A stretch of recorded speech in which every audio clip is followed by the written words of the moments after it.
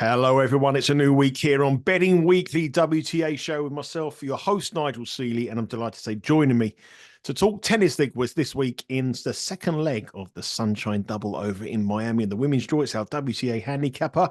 It's Rory Jiwani. Good morning to you, Rory. Good evening, Rory. How are you, mate? You all right? Good evening. I'm not too bad, not too bad. Some Indian Wells. Yeah, it was interesting. Iga Swiatek did it again, of course. She retained her title. She wasn't perfect. I mean, she was 4-2 and a couple of break points down to Linda Noskova, then didn't drop another game. She was struggling against Caroline Wozniacki early on. Even the win over Marta Kostyuk. I mean, the Ukrainian played some great tennis in patches, but as I said before in the preview, so slow. The surface was so slow, and Swiatek could just run everything down. I mean, her forehand wasn't on point in that match, certainly at the start, but didn't matter. I mean, she's so good defensively. And it was a similar story in the final against Maria Sakkari, who's obviously the story of the week almost, transformed after hooking up with Jess Pegula's former coach, Dave Vitt. I mean, she got it back to 4-all after losing the opening 3 games. So we cashed our over 9.5 games first set bet, which I put up yesterday on the Instagram. But Swiatek moved up a gear then, and she broke to win the set, and then 6-love in the second. So, almost pretty much business as usual for Swiatek. We know when conditions are slow, she's very hard to beat. She looked like she had a tough draw, but it fell apart.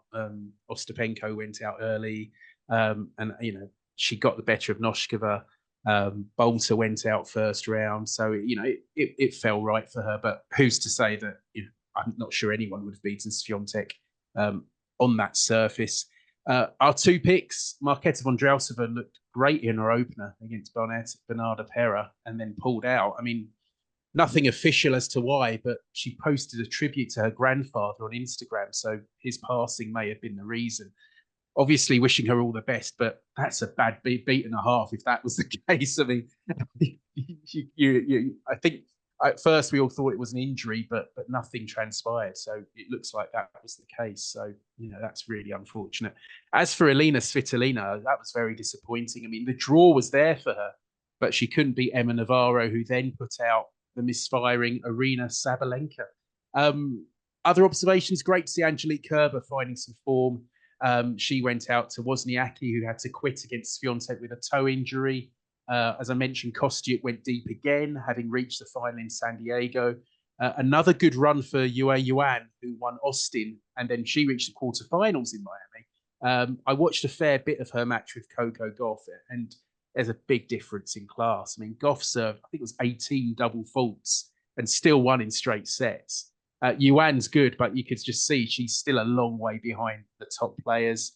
Elena Rybakina pulled out before the tournament started. Sabalenka, what do we make of her at the moment? I mean, her match against Navarro, there were 2 things that stood out to me in that match. On a quicker surface, I don't think the American would have been able to live with her. That is 1. And 2, she wasn't very smart in that she played to Navarro's forehand a lot. Again, on a quicker surface, she might have been able to get away with that. But as I said in the preview, the court's so slow, the ball just sits up. And that's what Navarro wants on that forehand side, whereas her backhand is workmanlike at best. So I think looking ahead to Miami, if they met again, which I think they're in different halves, but if they were to meet again, it would be a different story. The thing we want to know, Rory, is are they spiders on your curtains? No, like huge spiders. That's what I don't know. Really, I don't know if they use that expression over in America. They look like daddy long legs. Yes. Daddy long legs. I thought it was 3 massive. You're over in Madrid. I thought, what them? The size of them things. They're daddy long legs on the back of your curtains. They're actually flowers that are sort of, because of the folds. They don't look quite like. They look like big anymore. Creepy crawlies jumping on your head. If they start moving, I'll get worried. Wow, I was a little bit worried there. I was a bit concerned about you talking about. I thought they were going to jump on you. It was like some scene from a horror movie. I think the big talking point here for Miami, obviously, we go from Indian Wells where it's slow. The conditions in Miami, we don't know. I mean, that is the big talking point about it. Last year, we knew it was going to be a little bit quicker than previous years, and I think that the big key for bettors here is the court speeds. We don't really know.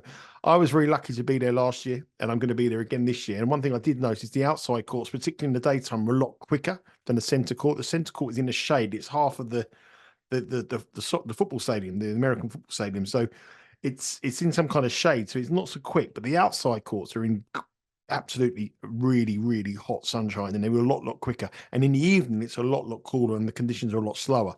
The weather forecast though isn't that great. If you look at it, it's hot today, but then you've got a bit of rain around at the weekend, and it's going to be sort of perfect conditions for weather for tennis. Not as hot as it was last year, but I think the big factor here for the Miami Open is the court speed, isn't it? The conditions. That's one you've seen some qualifying today. Have you sort of had an assessment on how quick you think this is going to play?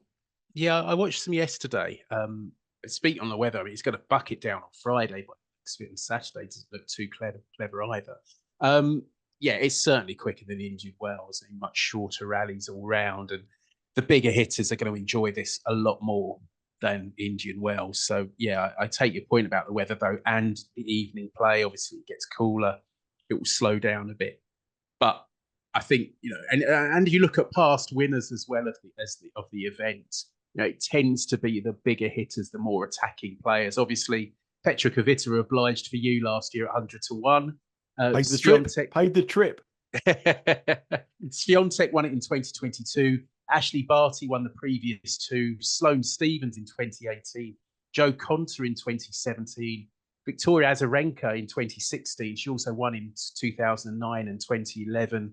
Serena Williams won the last for record eight titles in 2015. Aga Radwanska won in 2012. And so I think, going back to last year with the statistics, last year, so Indian Wells played even slower this year than last year. I mean, Indian Wells had a service hold percentage of 65 last year. This year it was 63.6. Miami last year was 69.4. So it's a good deal quicker. And looking at the other metric, which is first serve points won, Indian Wells last year was 63.9. Miami was 65.8. So, it is going to be quicker. It's just, how much. I think, the bigger servers are going to enjoy it more. The bigger hitters are going to enjoy it more. We're going to see shorter rallies. Someone like Swiatek or even someone like Goff won't be able to get so much back because the ball's just going to be going past. Yep, I think the conditions are going to be very crucial, and obviously the difference in the order of play, the evenings are much cooler, and the ball doesn't. It's a little bit slower than it was during the day in the blazing Miami heat. Let's have a look at some odds. But before we go on the odds, it's very hard. Iga Swiatek is the tournament favourite. She's number one seed as we expected. But it's very hard to win back-to-back Sunshine doubles. Now, question for you, Rory. There's only 4 players who've ever done it. Do you know the 4 players? Oh, do you know what? I saw the list just before I came on in. I can't remember it. I know obviously Swiatek did it in 2022. I'm sure Serena must have done it at some point. Maybe Clijsters? It is. Go on. Martina. There's 4 of them, and I can only remember 3. I can look at the third one. Serena Williams wasn't one of them. Azarenka did it. Wow. Okay. Steffi Graf. Okay. Wow. Iga Swiatek, and I think the other one was Clijsters, but I need to just double check that because I wrote it down and I can't remember. I placed a note with the 4, but I think it was Kim Clijsters. Yeah, it is Clijsters. Just looked it up. Graf did it twice. Which is pretty impressive. Only 4 players have got it, so that's the kind of task that Iga Swiatek has on her hands. I don't think the conditions are going to be great. Obviously, when you win an 1,000 event, and the expectation you do well doesn't usually materialize. Especially the way these women are going at the moment. One's winning one big tournament, another one's winning another, and then someone comes from nowhere. Let's give you some odds. We come on to the draw in a minute, but let's go on to the odds. I mean, and this is quite interesting. Before we break down the whole odds, Iga Swiatek is plus 150 to win back-to-back tournaments and complete the Sunshine Double. Aryna Sabalenka, who's been rested, I think conditions will suit. She's 400, so she's 4 to 1 to win the tournament. Elena Rybakina, who pulled out of Indian Wells, is $6. Another one who's rested. And Coco Gauff is 7. So they're the top 4. Now, they're the top 4 win players in the world. But combined, if you look at the percentage terms that Bet Rivers are offering for those 4 players, it works out a minus 1,600 that the tournament is won by one of those 4 players, which is 95% probability that it's won by one of those 4 players. You can have every other player in the draw at around about 5% probability, which is 16-1. Now, we saw Paolini win in Dubai in a strange 1,000 event where she beat Kalinskaya in the final. And let's look at the players behind that. We have Jess Pegula 33-1. Maria Sakkari will come back to some form with a finalist in Indian Wells. She's 40. Kenwin Zheng 40. Noskova is in the same section again as Iga Swiatek. I mean, how that keeps occurring, I do not know. She's 50-1. Ostapenko is 50-1. Emma Navarro is 60-1. Kalinskaya, 60-1. Wozniacki, 66. Naomi Osaka, 66. Krejcikova, 66-1. Kostyuk, 66-1. On Jabeur, who's had a terrible season, but she has to have some form somewhere. She's 75-1. Katie Bolter, 75-1. Kazatkina, 75-1. Then the list goes into the 80s and the hundreds.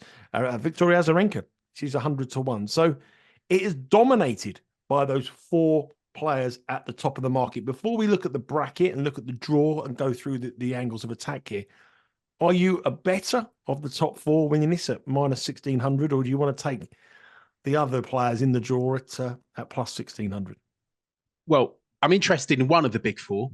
Almost, I think you have to back one of them just as with the stats you mentioned. I mean, it's incredible how much they dominate the market. I think there are good reasons to back one of the big four in particular. And then I think you've just got to chuck a couple of darts and hope for the best with the rest. I mean, the odds tell you 33-1 bar. I mean, and the 33-1 is about Pegula, who should be double that price, given her form and her comeback from injury, splitting with her coach. She's shown no form so far this season. Obviously, she'll have the home crowd on her side, but I think, as you said, Paolini, Kalinskaya, that was only 2 1,000s ago that we had that upset and we thought big four are going to dominate. Neither reached the final. I think Swiatek is hellish short. I really do. At plus 150, 6-4 in old money. That's a very short price. Considering the history, not many players have done the Sunshine Double. Yes, she's done it before. I just think the bigger hitters are going to have a much better time here. She doesn't have on paper, she doesn't have as tough a draw as she did in Indian Wells, but there are still dangers there. And I think the reason, one reason really to go against Swiatek in this event is if she came up against a Rybakina or a Sabalenka firing on all cylinders on this surface, she'd lose. I genuinely think she'd lose to a top form Rybakina or Sabalenka in Miami simply because it's that bit quicker. The action starts on Wednesday. We're recording this on Monday evening, so the women's draw starts on Wednesday. And the first round special is Wednesday, isn't it? It's not Tuesday. I think it might be Tuesday, actually. Okay, well, it might. Yeah, just checking here because it is Tuesday. Yeah. So the action starts tomorrow. So make sure you head across to BetRivers website. I think it's around about 12 o'clock Eastern time. These matches start. So check out the order of play. The order of play obviously isn't known yet. So there's still some qualification going on at the moment, and I think there's some qualification tomorrow as well. But I think the start of the first round, well, the first round will be tomorrow, and then the thrux of it goes on to the following day. Let's give you some information on how the draw works. Obviously, like these 1,000 events, it's a 128 player draw, and the top 32 in the world are seeded through to the second round, and the players unseeded have to play for the right to play the big seed. And if this was going to form, there's so many seeds. Let's look at the top half of the draw. Look at how it would be in terms of the last 16. We'd have Iga Swiatek against Alexandrova, but obviously in that section you have Pavlyuchenkova and Noskova. You have Paolini against Pegula, but in that section you have Navarro and Fernandez. So that's not a certainty. Those two get through. Corey Goff will play Svitolina, but we have Kostyuk and Garcia. Kazatkina will play Jabeur, but Potapova and Kirstia, who did so well here last year, are in that top half of the draw. In the bottom half of the draw, now I think the bottom half of the draw looks a lot tougher. But these are the players that you want on these conditions seem to be in the bottom half of the draw. Sakkari will play Ostapenko, but Kalinskaya and Yastremska are in that draw. But obviously Sakkari must be exhausted, given her run to the final of Indian Wells and the fact that she turned the whole of the season form on its head. Kudermetova will play Rybakina. Keys and Mertens are also there. Kenwin Zheng will play Haddad Maia, but Katie Bolter and multiple winner here, Azarenka, in that part of the draw as well. And Samsonova will play Sabalenka, but also standing in their way, Krejcikova and Kalinina. So there's a lot of you know, you can see out the depth. This is the best tournament in the world, and the best tournaments in the world. You see the best players in the world. It's very, very hard to break down the bracket. You've also got seeded players as well. Unseeded players who can cause dangerous floaters, who can cause damage in this draw as well. If you look purely from the naked eye, I would say the bottom half of the draw is tougher than the top half of the draw, slightly. But in the top half of the draw, there's players there like Swiatek, Goff, who I don't think will relish these conditions if it's quick. Yeah, I totally agree. I mean, out of the draw, the third quarter is horrendous. The fourth quarter isn't as bad, but the third quarter is, it's, looking at the big four, I was interested in a fresh Rybakina. But you've got Sakkari, Ostapenko, Kalinskaya, Madison Keys, who, is capable of a run here, and Rybakina in there. I mean, it's very, very tough, I think. And two of the players I was interested in before the tournament, before the draw came out, were Rybakina and Kalinskaya, because I thought, obviously Kalinskaya lost to Paolini again at Indian Wells. I thought in quick conditions she'd have more of a chance, and she could go further. But that third quarter looks absolutely horrendous. I don't want to go anywhere near it, frankly. The top half, yes, it could be tougher. As I think there's so many good players in the third quarter. The second quarter is probably easier than the top quarter. You've got Goff, Kostyuk, Osaka, who could go well, and as you say, on Jabeur, who's still out of form. Even the top quarter, you've mentioned Pavlyuchenkova and Noskova. Karolina Pliskova, I think, is very much overpriced given her form. We'll look at that a bit more when we discuss it a bit more in depth. But I just think the third draw you want to avoid. I think Sabalenka in the bottom quarter, I'll ruin the surprise now. She is actually my pick of the big four, just because her draw doesn't look as bad as some of the others, and the quicker conditions will help, and she is relatively fresh. Yeah, I quite like Sabalenka as well for this tournament. It sort of happens, isn't it, that they're sharing the titles around. Yeah. Sabalenka win weights, Swiatek win, then Rybakina, then Goff. They're sort of sharing around it. No one's really put their foot and said, right, okay, I'm going to stake my claim to win these tournaments, because the conditions are changed all the time. And the beauty of the women's game at the moment is that in slower conditions, you've got a tournament favourite in Swiatek, who seems to oblige every time. And in quicker editions, she's pretty much a fade, and you go for the Rybakina or the Sabalenka. So it's sort of courses for courses. And I just think that's why we really have to see how quick this surface is, really. I think it's crucial. I think this is more crucial than most of the tournaments we speak about week in and week out here, because this could play so differently. I think as well, and on the back of that, I think as well, the speed hasn't really been factored into the prices. I think the prices have been based pretty much on what happened in Indian Wells.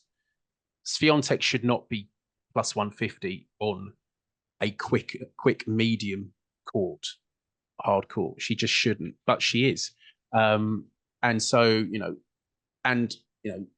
Sabalenka's over twice her price on conditions that will suit Sabalenka better. Rybakina is 4 times her price on optimum, in her optimum conditioning. Rybakina last year won Indian Wells and reached the final of Miami. I mean, that is incredible, given that Indian Wells shouldn't really have been her surface, shouldn't really have been a venue that she would win at. And then she got all the way to the final in Miami, obviously exhausted after her exploits in Indian Wells. So, as I said, Rybakina would have been of interest, but for her draw, it's a tricky one, and she's going to have some tough opponents. Now, you've mentioned already Sabalenka is going to be your pick. She's 4-1 with Bet Rivers. She has a bye through to the second round, and then she plays a very interesting opponent, because in the second round she'll play Simona Halep, who's making a tour comeback here, and she plays Paula Badosa, which is a very interesting match. And obviously they go into Sabalenka.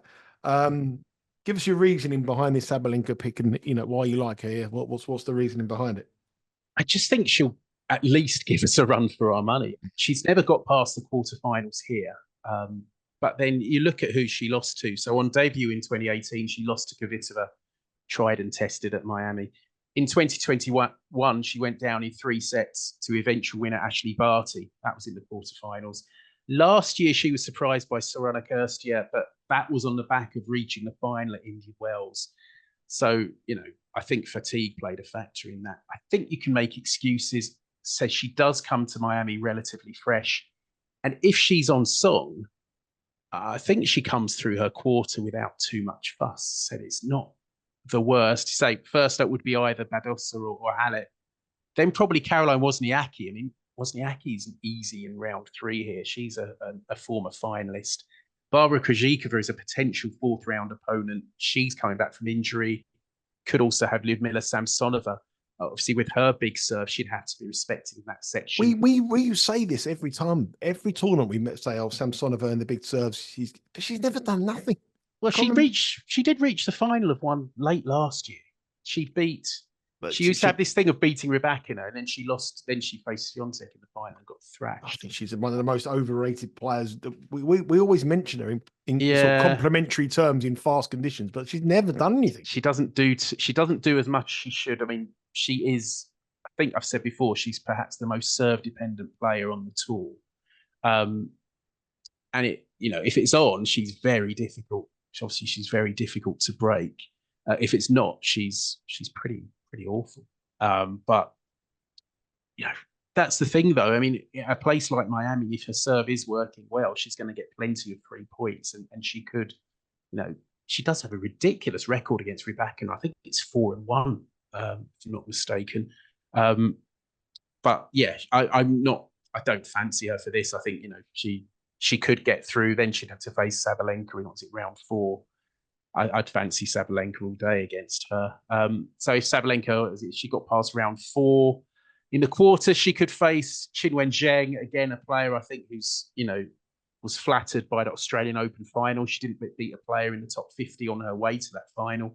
Azarenka, 3-time winner. She's a possibility in the quarterfinals. And then you're looking at maybe Beatrice Haddad-Maia, who's not in great form. Katie Bolter was disappointing last week. I don't think Sabalenka's got the worst draw compared to that third quarter, which looks very, very difficult. And I was saying about Swiatek, I just think that price is too short. Noskova, a rematch with Noskova could be tough. I just think with the speed of the courts, she's too pricey. If Swiatek was, say, I don't know, plus 300, plus 350, I'd think she was worth a bet. But at plus 150, definitely.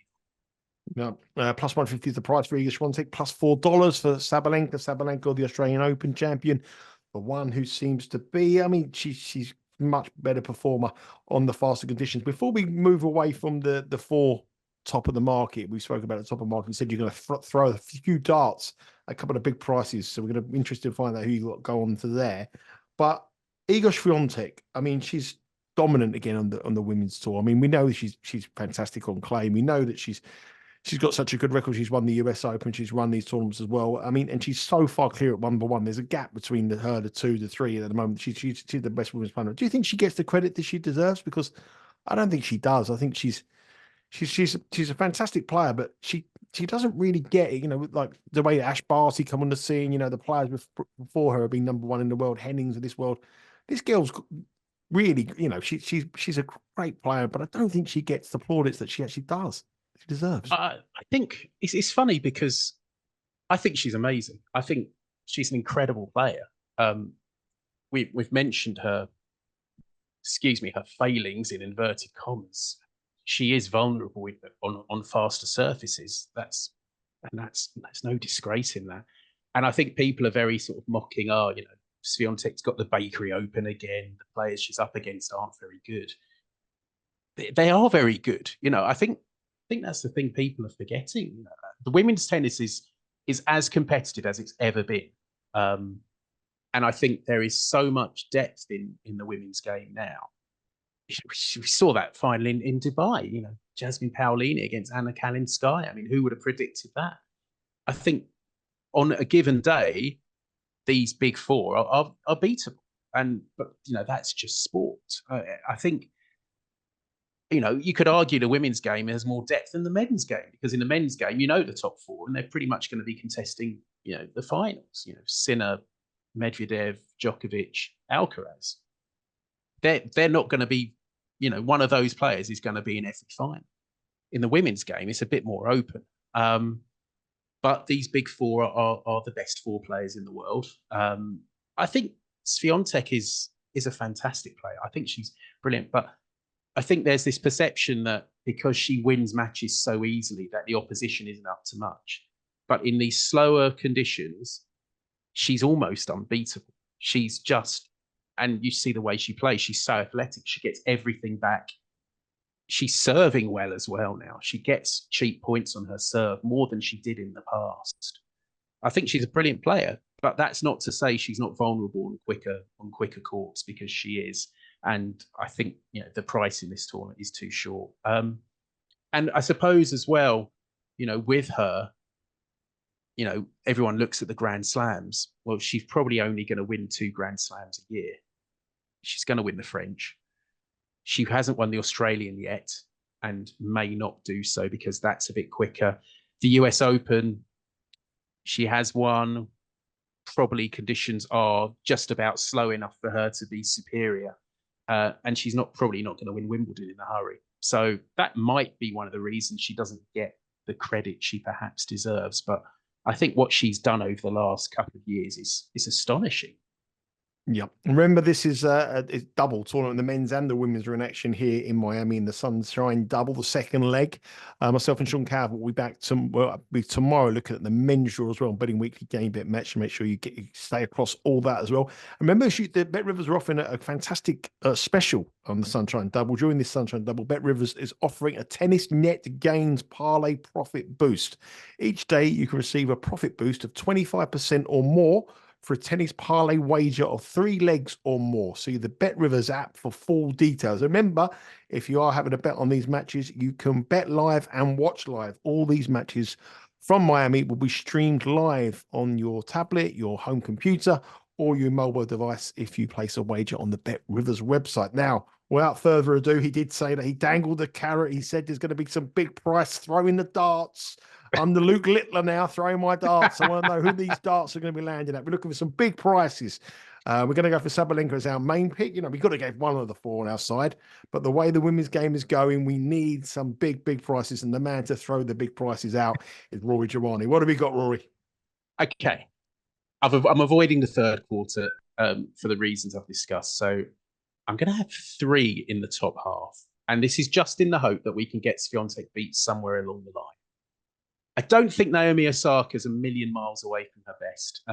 She lost to Elisa Mertens, who's a tricky opponent on slow courts. And Osaka had made poor starts to both sets, made them close, but ultimately went down.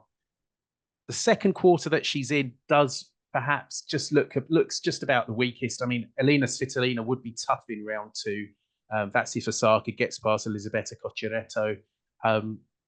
If she can get going, I think she could go reasonably deep here. I mean, after that, who's in her section of the draw? You got the likes of Kazatkina, who probably doesn't fancy it fast. Caroline Garcia, I think she's not in great form. She's not. If her serve gets going, she's probably got a chance of going deep. Castilla, I can't see her repeating what she did last year. Potapova actually did well at Indian Wells. And did well at Miami last year. But again, I just think conditions will be a little bit quick for her against someone like Osaka, who's reached the final here. She's a work in progress, obviously, but I think she's a possibility. And Marta Kostyuk, who's also in that quarter. Yes, she is in that quarter. She's playing really well. She won. She reached the final in San Diego. She reached semis at Indian Wells, running into Iga Swiatek, 6-2, 6-1, no disgrace in that. And I think I was amazed last year when she won Austin, because I've always thought she's a player who's better in quicker conditions. She's a big hitter, she's a big ball striker, and what she showed at Austin last year and at San Diego and at Indian Wells. San Diego was really slow, was even slower than Indian Wells. But she showed again at Indian Wells, you know, a 1,000 tournament, played very, very well. Is an ability to stay in points. You know, if you combine that with, you know, her attacking instincts, which will come more to the fore in Miami, I think she's very much overpriced at $66. Osaka's the same. And the other one in the top quarter I did mention is Karolina Pliskova, who is in, you know, is showing her best form for years. I mean, she won in Linz, which I wasn't expecting at all, but, you know, her serve was going well. She showed she's back in great form. In Doha, she played superbly. I mean, she beat Kalinskaya, who then lost in the Dubai final, Potapova, who's been in good form, Noskova, who's been in good form, and Naomi Osaka. And then she pulled out before she met Swiatek, citing a back injury, although I suspect she just didn't want to get paid. And then in Indian Wells, she lost her open to Anna Blinkova, who's another player who's been in good form. And Indian Wells is not a venue that suits Pliskova. It's much too slow. I mean, I'm getting a little bit, you know, thinking maybe there's shades of Kvitova last year. I was just about to say, I was just about to say the thing, exactly the same thing. But she made the final in 2019, semi-finals in 2017. With that serve, you just never know. I mean, if the conditions are as quick as they were last year, I mean, it's the first day I was there, I was watching Kvitova warm up, and I thought to myself, "Wow, this is fast." And I thought she looked good, and I thought if she can get through and believe that she's got a great chance, she can go on a roll. Pliskova, I just think sometimes with her, she hasn't got the mental capacity that Kvitova had. Kvitova is one of these players, she can be 4-1 down in the third set, but she can bring herself together, use the serve. Pliskova, physicality, serve, I get it completely, but I just think mentally, I think Kvitova is in a different level to Pliskova. But it's reflected. But you take the chance at $150. Oh yeah. I mean, to be fair, you know, she's in great form, and you know, and with Swiatek being vulnerable, we both believe that she's vulnerable plus 150. Yeah, I think out of that sort of top quarter-ish, the conditions will suit her better than anyone in that quarter. Absolutely. Yeah, you know, it's not an easy quarter. I mean, and she could easily go out in round one to Donna Vekic, you know, if she gets her game to go together. Ekaterina Alexandrova in round two is another tough opponent. Pavlyuchenkova in round three. And then it's possibly Swiatek or Noskova in round four. But as I said, I just don't think the conditions have been factored into the prices here. I think they've taken a lot from Indian Wells and just gone, right, here we go. I think small stakes at big odds might be the way to go. I mean, obviously, we've got one from the big four. You know, in this talk, you know, it's a 1,000. You know, like Dubai, upsets are possible, and so I've been going for Pliskova. So these are only half a point each way. Those three: Kostyuk, Osaka, and Pliskova. But I think, you know, as you say, I just think Swiatek is. If you're not going to back Swiatek at 6-4, you have to oppose her with someone. You have to figure that she's going to get beat somewhere along the line. So, you know, let's go the top half and maybe at least get a run for our money. Be nice to get one in the final. She did do it in 2022, and to be fair, she didn't really put much. She didn't use much energy up to win last week in Indian Wells this year. You know, I mean, how many sets did she win 6-0? I think the toughest she was tested was 6-4. I don't think she. What did she go 7-5? I think I don't know, but she didn't drop a set. I mean, she was absolutely. But like, even against, I think Noskova and against Wozniacki, she was 4-2 down in the first in both. I mean, Noskova, she was 4-2 and 2 break points down, and then didn't drop another game. It's like, what's going on? Well, she was 6-4. She won 4 sets. 3 sets, 6-love, including the 6-love set in the final. She won 2 sets, 6-1, and the most games that anyone took off her was 4. She was 6-4, 6-love against Sakkari, 6-4, 6-love against Noskova. So I wouldn't say she was going through the motions, really. She didn't. So even though she won it, I don't think she's on court for longer than an hour in any match. No. I mean, she is. As I said, you know, she is a fantastic player, especially in slower conditions. It's just so hard to get the ball past her. In these quicker conditions, I think it will be a different story. I hope it will be a different story. We all hope. I mean, it's very difficult, as we said. The Sunshine Double's only been done before by 4 players in the women's game, and you know, it shows you how hard it has to do the double. I remember that offer with Bet Rivers on their website on the parlay boost. We've got 3 speculative each way bets, so half the odds 1-2 with Bet Rivers, so you get half the odds of your player to win from the win market to get to the final. So for example, we have Kostyuk at 66-1, you get 33-1. for the Ukrainian to make the final. So half the odds, 1-2, is the each way betting terms with Bet Rivers. There's going to be a huge amount of content and a huge amount of prices on the Bet Rivers website. We have 30 different markets on every single one of the first round matches.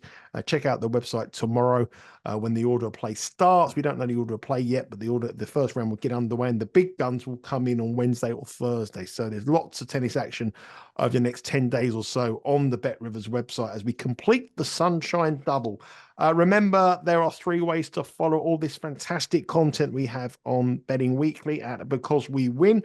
You can follow us on our social page at Because We Win on Twitter and Instagram. Next week from Thursday afternoon, I will be in Miami. I'll be covering the tournament, 2 days at the tennis and 2 days at the basketball. So looking forward to that. I'll be giving you all the scoops or anything I hear there. Last year, remember, we gave you 100-to-1 winner from the arena, from the tournament, and hopefully I'll be looking to do the same again when I see firsthand how quick these conditions are. Remember to subscribe to Betting Weekly Studios on YouTube. Give us a rate review on there. Any comments, any questions you have for myself, Rory, Sean, or any of the team, please feel free to do so in the comments box, and we'll answer any questions you have. Let us know what you like, any picks you like, any fancies you like from the tournament. We're in this together. We cheer them on together. And finally, you can download Betting Weekly Game Bet Match and Betting Weekly WTA show on your preferred podcast provider, so that all that will be covered on there. If you like your format in podcast form, you don't have to see my ugly mug on this television channel, but certainly on this YouTube show. Rory, thank you as always. Is it getting hot in Madrid? Is it warming up a little bit? It is. There? It was a nice mild 22 degrees today. Oh, perfect. It's lovely. Perfect conditions. And obviously in a few weeks' time from now, 2 weeks from now, we get the clay court. The clay court season starts over in Europe, and the summer comes, and the tennis really, really hots up all across the globe. And remember, we will have you covered here on Betting Weekly Studios. Rory, have a great night, my friend. Thank you very much for joining me. And hopefully we can catch some tickets and get our Iga Swiatek beat. Let's see if we can do it. It's going to be hard, but we got a chance. Take care. Have a great one.